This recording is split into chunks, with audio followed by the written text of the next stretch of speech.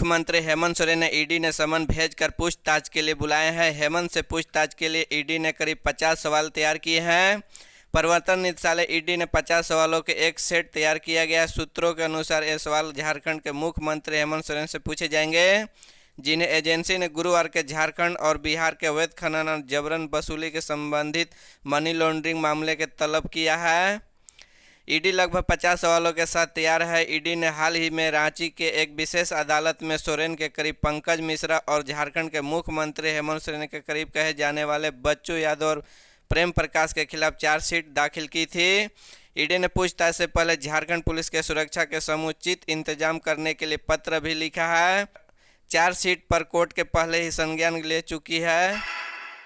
कार्तिक पूर्णिमा के दिन यानी मंगलवार 8 नवंबर 2022 को चंद्र ग्रहण लग रहा है। खग्रास चंद्र ग्रहण दोपहर 3:45 पर लग रहा है, जो 5:22 तक समाप्त हो जाएगा। इस बार चंद्र ग्रहण को खास बताया जा रहा है कि रांची के पंडित रामदेव पांडे ने कहा कि इस चंद्र ग्रहण का कुछ लोगों के प्रतिकूल असर पड़ेगा, मुख्यमंत्री का बदलाव भी हो सकता है।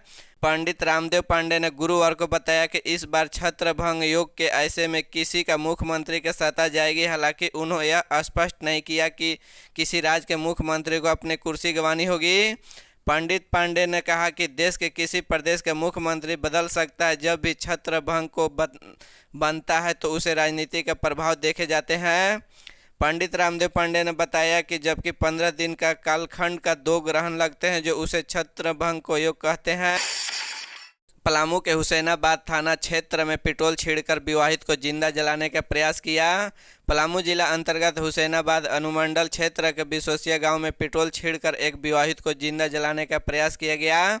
इस मामले में विवाहित पूरी तरह से झुलस गई है। गंभीर रूप से सुलझी पीड़िता को हुसैना अनुमंडल अस्पताल में भर्ती कराया गया, जहां चिकित्सकों ने प्राथमिक उपचार के बाद उसे बेहतर इलाज के लिए सदर अस्पताल मेदिनीनगर रेफर कर दिया।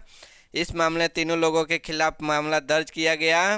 इस मामले को लेकर बिसवसिया गांव का निवासी कुंती कुंवर हुसैनाबाद थाना में लिखित शिकायत करके गांव का परेश यादव, पंचम यादव और समुद्री देवी के खिलाफ नामजद आरोपी बनाया गया। राज्य के हार्ट पेशेंट के लिए अच्छी खबर है।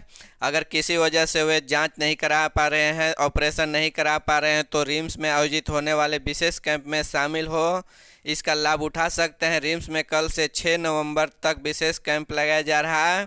यह कैंप झारखंड सरकार का स्वास्थ्य विभाग राजकोट अहमदाबाद में संचालित श्री सत्य साई हार्ट हॉस्पिटल के संयुक्त प्रयास से लाया जा रहा है। मरीजों के निःशुल्क इलाज झारखंड हृदय चिकित्सा योजना के तहत की जाएगी।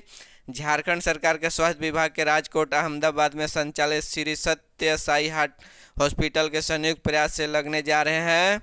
स्पेशल कैंप में हार्ट के जन्मजात समस्या के हुई इस वर्ष के आयु के बच्चों के तथा 18 से 65 साल तक के वयस्कों के लिए निःशुल्क जांच के इलाज का सुविधा होगी।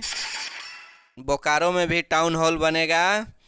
बुध रोड के डीसी आवास के सामने टाउन हॉल निर्माण का शिलान्यास किया। धनबाद सांसद पशुपति नाथ सिंह, बोकारो विधायक बिरंची नारायण, डीडीसी कृति श्री जी ने टाउन हॉल की आधारशिला रखी।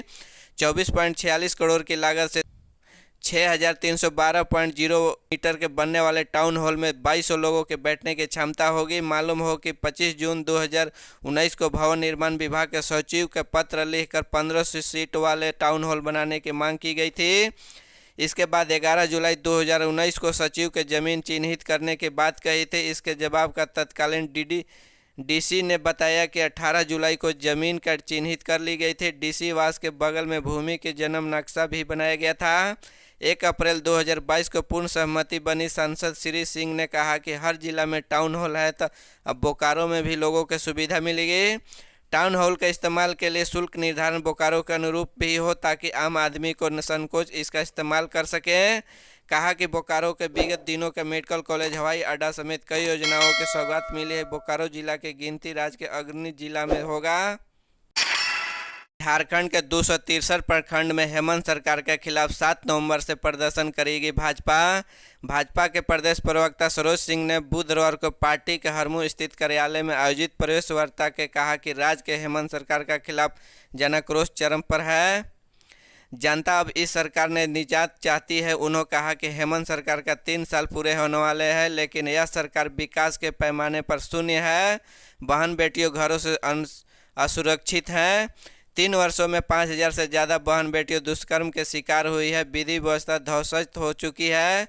सरकार आपके दौरा करते करते ईडी के द्वारा पहुंच गई है। ऐसे में भाजपा ने प्रखंड, जिला और प्रदेश स्तर पर सरकार को घेरने की तैयारी की है। पहले चरण 7 से 13 नवंबर तक हजारों कार्यकर्ता प्रखंड केंद्रों पर आक्रोशपूर्ण प्रदर्शन करेंगे। इस प्रदेश में नेता, जनप्रतिनिधि, सांसद, विधायक शामिल होंगे।